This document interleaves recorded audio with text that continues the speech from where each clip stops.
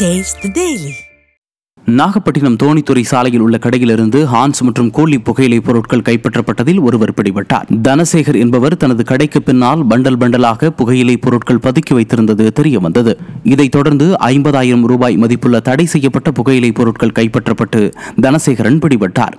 விளம்பர மாடல் ஸ்டாலின் ஆட்சியில் தமிழகம் முழுவதும் தடை செய்யப்பட்ட புகையிலை பொருட்கள் தடையின்றி விற்கப்படுவதாக பலரும் குற்றம் சாட்டுகின்றனர். ஈரோடு மாவட்டம் சித்தோடு அருகே காரில் குட்கா கடத்திய 2 பேரை பிடித்து அவர்களிடமிருந்து 755 கிலோ குட்கா பறிமுதல் செய்யப்பட்டது. தேவாங்காடு பகுதியில் 2 கார்களில் இருந்து 469 கிலோ இடையிலான குட்கா பொருட்கள் இருப்பது தெரிய வந்தது. காரில் வந்த ரவீந்திரன், ரஞ்சித்குமார் ஆகியோர் அளித்த தகவலின் பேரில் அவர்களது வீடுகளில் இருந்து 4,55,000 ரூபாய் மதிப்புள்ள 750 கிலோ குட்கா மற்றும் 3 கார்கள் பறிமுதல் செய்யப்பட்டது. விடியா ஸ்டாலின் ஆட்சியில் கொலை, கொள்ளை மற்றும் போதைப் பொருட்கள் விற்பனை அன்றாட நிகழ்ச்சியாக மாறிவிட்டதாக மக்கள் குற்றம் சாட்டுகின்றனர்.